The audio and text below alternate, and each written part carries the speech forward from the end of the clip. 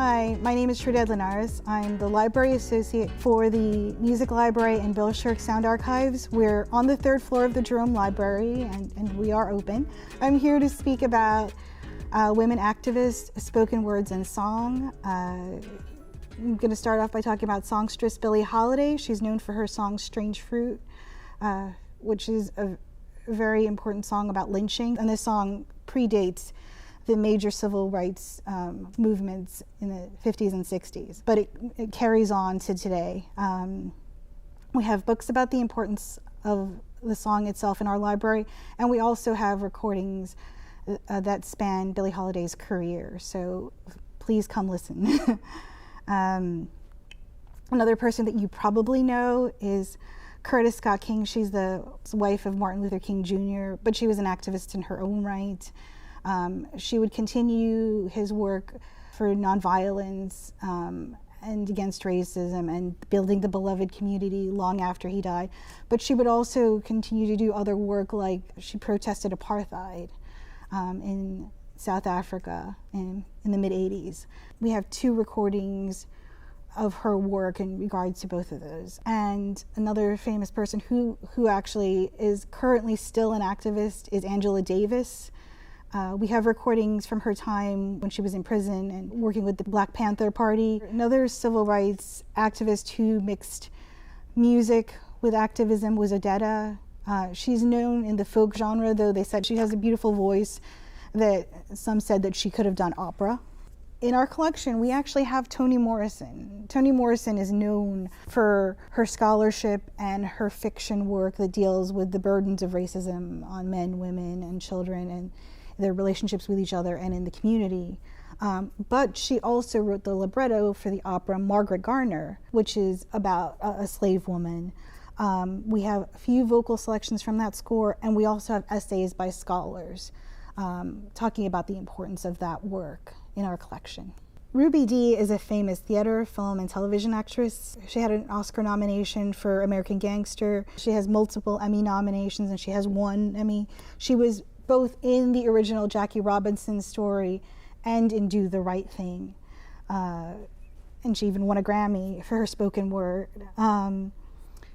She and her husband, Ossie Davis, were involved from the civil rights movement, and they carried on their work until the 21st century, until their deaths. And she was also involved in the NAACP Corps, the Student Nonviolent Coordinating Committee, and the Southern Christian Leadership Council. In the work we have of her, we have a recording of her giving speeches from famous Black women, including Shirley Chisholm, who was the first Black congresswoman, and also Ida B. Wells Barnett, who was a famous journalist who fought against lynching. Also in our collection, appropriately, is Nina Simone. Her work spans multiple genres: classical, jazz, folk, R&B, gospel, and pop. She's called the High Priestess of Soul. She composed her famous song, Mississippi Goddam, in response to the murder of civil rights activist Medgar Evers and the bombing of the African-American 16th Baptist Church in Birmingham, Alabama, where 4 little girls were murdered. We have Nina Simone's sheet music, we have books about her, many of her recordings, and even a video of her live performance where she does sing Mississippi Goddam. Another activist is Fannie Lou Hamer, who grew up in the Jim Crow South. She's famously known for risking her life in the SNCC, the Student Nonviolent Coordinating Committee's voter registration project. She would be beaten, shot at, and then she would go on to relate these experiences at the 1964 Democratic Convention. She was an impressively strong-willed woman, and you can, if you see this speech, you will be amazed. You can actually find it on YouTube. In our collection, we actually do have a recording where she not only is interviewed by African-American scholar Julius Lester, but she also sings some popular civil rights songs.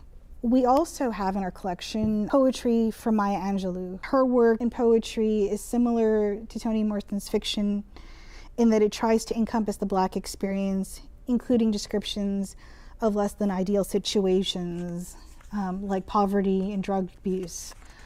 We have her recording of the recital of her poems, which include Letter to an Aspiring Junkie and The Black Ode.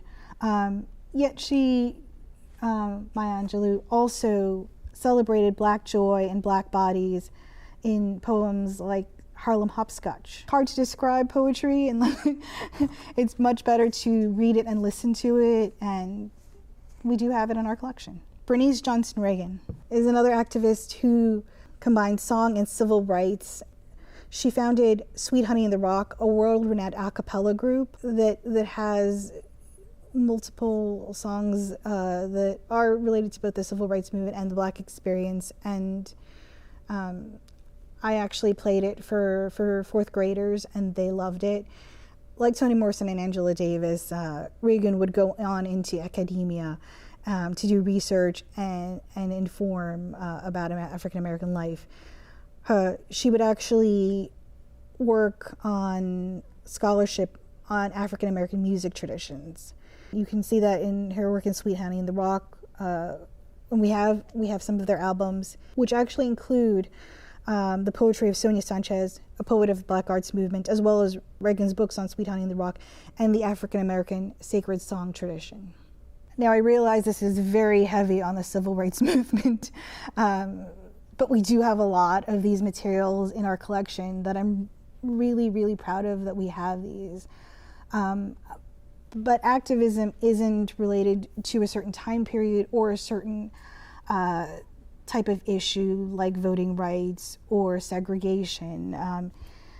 There are numerous social justice issues that can be addressed. For instance, TLC's Waterfalls sings about the dangers of unprotected sex in the AIDS era. And other female rap and hip-hop artists would also use their work to critique misogyny in rap and hip-hop. You know, like as much as the genre is known for Black men talking about those things, you can easily find the work of Black women questioning and rewriting that.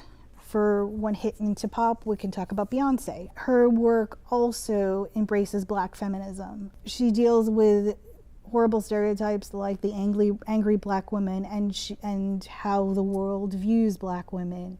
And also, when you look at an album like Lemonade, she's talking about the influence of Black religion in Black life.